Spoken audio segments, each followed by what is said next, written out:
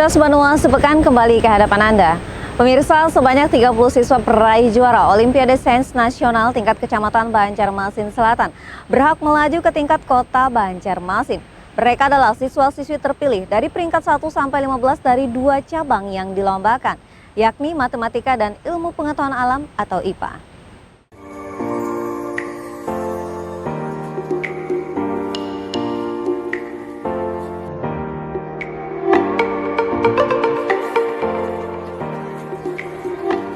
Ajang Olimpiade Sains Nasional atau OSN tingkat Kecamatan Banjarmasin Selatan yang berlangsung di SDN Kelayan Dalam 5 pada Senin 12 Februari 2024 akhirnya berhasil menjaring 30 siswa berprestasi.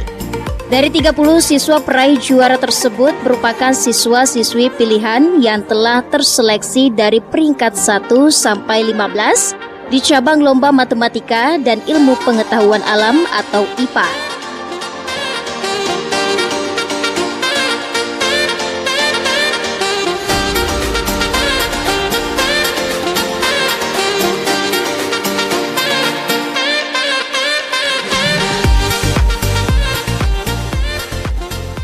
Tak hanya sekedar lolos dari ajang OSN tingkat kecamatan, peraih juara juga mendapatkan uang pembinaan dan trofi penghargaan.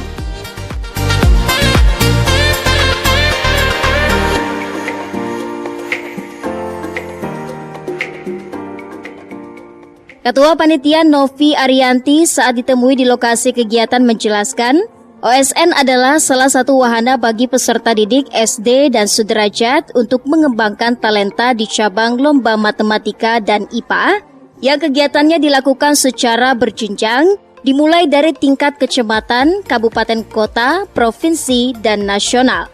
Pada kegiatan OSN tingkat Kecamatan Banjarmasin Selatan ini diikuti sebanyak 268 peserta, terdiri dari 132 orang untuk peserta cabang lomba ilmu pengetahuan alam dan 136 orang siswa untuk peserta cabang lomba matematika. Dari jumlah tersebut, masing-masing bidang lomba diambil sebanyak 15 siswa peraih nilai terbaik untuk melaju ke OSN tingkat Kota Banjarmasin. Hari ini di SDN Kelayan Dalam 5, tepatnya di Gugus 1, yaitu di Kecamatan Banjarmasin Selatan, kita mengadakan Olimpiade Sains Nasional tingkat kecamatan. Jadi hari ini terdiri dari 132 orang untuk peserta IPA dan ada 136 orang untuk peserta lomba matematika. Dan yang hari ini terbaik 15 itu akan melaju ke tingkat Kota Banjarmasin sekitar bulan Maret ataupun juga nantinya bulan April. Novi berharap siswa-siswi Banjarmasin Selatan yang melaju ke tingkat Kota Banjarmasin ini kedepannya juga bisa meraih juara untuk mewakili ke ajang OSN tingkat provinsi hingga nasional. Muhail, Banjar TV. Dari informasi lainnya, pemerintah Provinsi Kalsel bersama Kementerian Lingkungan Hidup dan Kehutanan melakukan penanaman pohon serentak di area lahan rawa gambut seluas 4,8 hektar yang berada di kawasan hutan kemasyarakatan Jalan Sukamaju, Liang Anggang, Kota Banjarbaru. Penanaman pohon serentak dalam rangka memperingati Hari Lahan Basah Sedunia tahun 2024 melakukan penanaman pohon serentak bersama Kementerian Lingkungan Hidup dan Kehutanan belum lama tadi. Total ada sekitar 3.000 bibit pohon ditanam di areal lahan rawa gambut seluas 137.243 hektar di kawasan hutan dan kemasyarakatan di Jalan Sukamaju, Liang Anggang, Kota Banjarbaru. Penanaman pohon ini merupakan kolaborasi dan semangat kerjasama semua pihak melalui kegiatan penanaman. Menjaga ekosistem lingkungan hidup di Kalimantan Selatan adalah bagian dari kewajiban semua lapisan masyarakat untuk bumi yang lebih sehat dan lebih baik ke depannya. Bagi Pemprov Kalsel, penanaman pohon bukan merupakan hal baru, tetapi sudah menjadi budaya lewat program Gerakan Revolusi Hijau sejak periode pertama Paman Birin menjabat gubernur. Hal ini adalah bukti komitmen kita bagaimana Gerakan Revolusi Hijau ini nantinya bermanfaat untuk anak cucu kita di masa depan. Terus kita tanam pohon demi pohon agar anak cucu kita nanti juga menikmati Semangat menanam yang kita bangun hari ini dan hari-hari kemarin sudah cukup berikan rasa optimis dan harapan besar bahwa kita mempunyai kesempatan untuk membangun kondisi lingkungan yang lebih baik. Yang terhormat Ibu Menteri KLHK yang diwakili oleh tenaga ahli Menteri Lingkungan Hidup dan Kehutanan RI bidang pemulihan lingkungan, Bapak Karya Besar, serta rombongan dan jajaran PT KLHK. Dan yang kami hormati Ketua DPRD Provinsi Kalimantan Selatan, serta forum koordinasi pimpinan daerah atau yang mewakili, Kepala SKPD Pemerintah Provinsi Kalimantan Selatan, adik-adik pramuka, dan tamu undangan hadirin yang berbahagia. Alhamdulillah, puji dan syukur selalu kita panjatkan kepada Allah Subhanahu wa Ta'ala. Hanya berkat rahmat dan izinnya, hari ini di Provinsi Kalimantan Selatan kembali menjadi bagian dari penanaman pohon secara serentak di seluruh Indonesia. Revolusi Hijau di Kalsel terlaksana berkat dukungan Kementerian Lingkungan Hidup dan Kehutanan RI dan stakeholder melalui gerakan penanaman pohon serentak. Kegiatan penanaman serentak kali ini juga menindaklanjuti arahan Presiden Republik Indonesia Joko Widodo untuk melakukan penanaman pohon sepanjang musim penghujan 2024. Tim Liputan Banjar TV.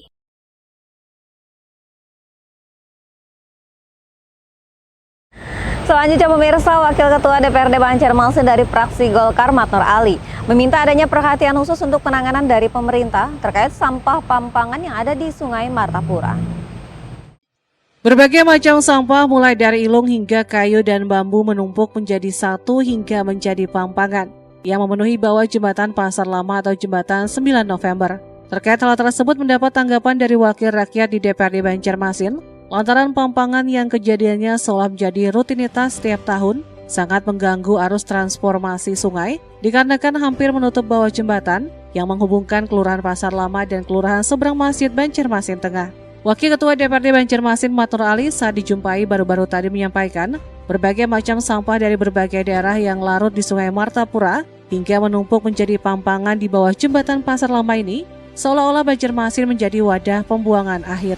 Alat penghalang sampah atau trasbom yang berada di kawasan Sungai Gampa, menurut politisi Partai Golkar ini sepertinya tidak berfungsi dengan baik hingga sampah tersebut tetap terbawa arus sungai hingga terpampang di bawah jembatan di perkotaan yang menjadi salah satu jalur objek wisata susur sungai di Banjarmasin.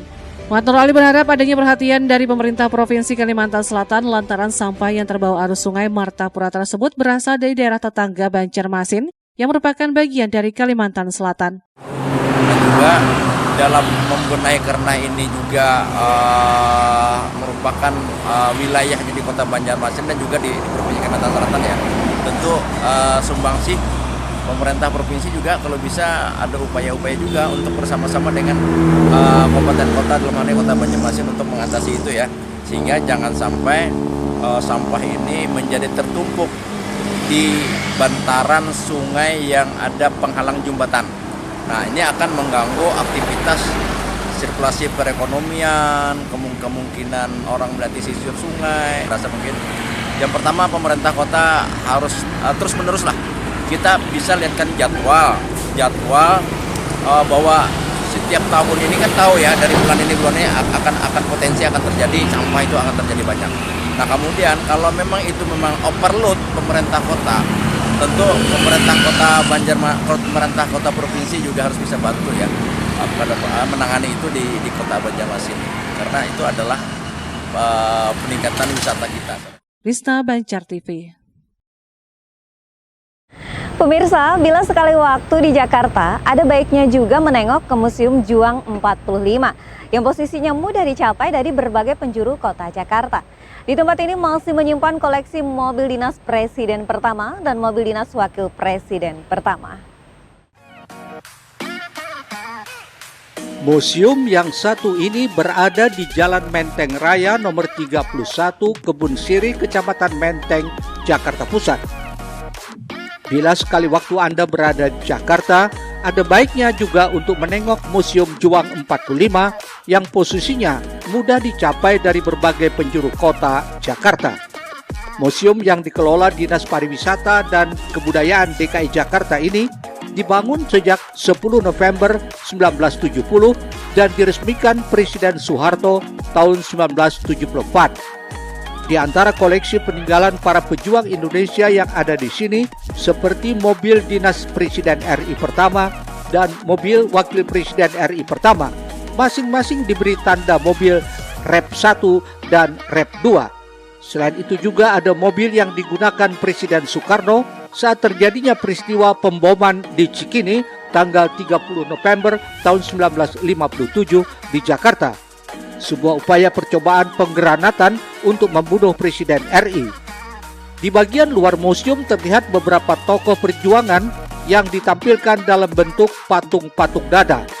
Banjar TV sempat merekam dua tokoh pejuang, yakni Kasman Singodimedjo, tokoh yang dikenal sebagai Jaksa Agung Indonesia periode 1945-1946. Sementara itu hadirnya patung dada Bung Tomo akan mengingatkan kita pada orang yang pernah menggelorakan semangat perjuangan melawan penjajah pada peristiwa 10 November 1945 di Surabaya. Lebih dari itu ada pula dipajang dua buah kereta kencana untuk mengingatkan orang pada penggunaan alat transportasi memakai kuda sebagai penggeraknya. Kamarul Hidayat, Banjar TV. Ya pemirsa, masih bersama kami dari Dinas Perpustakaan dan Kearsipan Daerah Provinsi Kalimantan Selatan, kilometer 6. Menutup persamaan kita kali ini pemirsa, usaha bisnisnya memang soto Banjar. Diberinya nama soto Banjar Bang Suhai, di Jakarta pun sempat 2 kali berpindah tempat berjualan. Dan kini sudah menetap di Jalan Agus Salim Sabang, Menteng, Jakarta Pusat. Kita simak liputannya. Usaha bisnis yang satu ini sudah digelutinya sejak belasan tahun lalu. Soto Bang Suhai ini dulunya hanya ada di Banjarmasin, tepatnya di Jalan Bumi Mas Raya. Usahanya ini sempat menjelajah ke bumi Kalimantan Tengah di Palangkaraya. Namun yang terakhir ini justru menetap di Jakarta. Usaha bisnisnya memang soto Banjar. Diberinya nama Soto Banjar Bang Suhai. Di Jakarta pun sempat 2 kali berpindah tempat berjualan. Namun terakhir Banjar TV mendapatinya di Jalan Agus Salim Sabang, Jakarta Pusat. Di tempat inilah banyak orang mulai mengenal kuliner khas asal Banjar, Kalimantan Selatan. Dengan cita rasanya yang khas dibanding lainnya, membuat para pelanggan semakin banyak singgah untuk menikmatinya. Menurut Bang Suhai, menjaga kualitas cita rasa itu penting, di samping cara menyajikannya kepada pelanggan. Untuk menambah kecintaan orang pada kuliner Banjar, Bang Suhai tak lupa untuk menyediakan berbagai produk wadai Banjar yang semuanya serba khas daerah Kalimantan Selatan. Sebut saja seperti bingka, roti pisang, atau papare.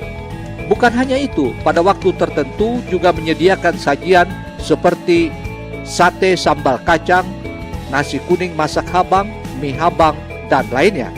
Lalu apa komentar Bang Suhai tentang usaha bisnis yang sedang dijalankannya sekarang ini? Jadi pertama gini, ketika kami membawa kuliner Banjar ini, khas Banjarmasin ini ke Jakarta, itu diterima dengan baik. Satu kepuasan buat kami sebagai orang Banjar. Artinya budaya kuliner kami itu bisa ada di Jakarta, dan untuk seterusnya mudah-mudahan bisa bersaing dengan kuliner lainnya. Itu satu. Kedua, ada rasa kebanjaran kami yang kami tidak bisa terima gitu, kalau seolah-olah Banjar itu tidak ada tenaga, tidak ada upaya untuk berkompetitor dengan kuliner lain di Jakarta. Tidak ada ikhtiar untuk bersaing di Jakarta. Bahkan yang lebih menyedihkan lagi, jangan-jangan disangka orang kita ini nggak punya kuliner apa-apa gitu, nggak punya budaya kuliner apa-apa di Banjar. Jadi itu yang kenapa jadi kami terus kuat bertahan. Nah, rasa itu yang yang terus ada di kami gitu. Bahkan kami lebih katakan rela kami yang hancur asal kuliner ini ada daripada kuliner ini hancur kami tetap ada.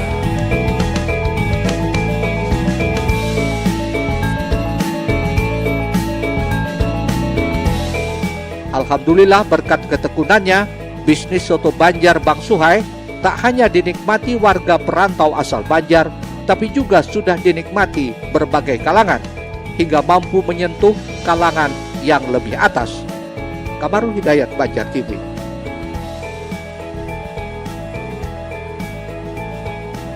Ya pemirsa, tak terasa waktu jualnya menghantarkan kita hingga ke penghujung acara. Kami ucapkan terima kasih atas kebersamaan Anda dan semoga berita yang kami sajikan dapat bermanfaat untuk kita semua.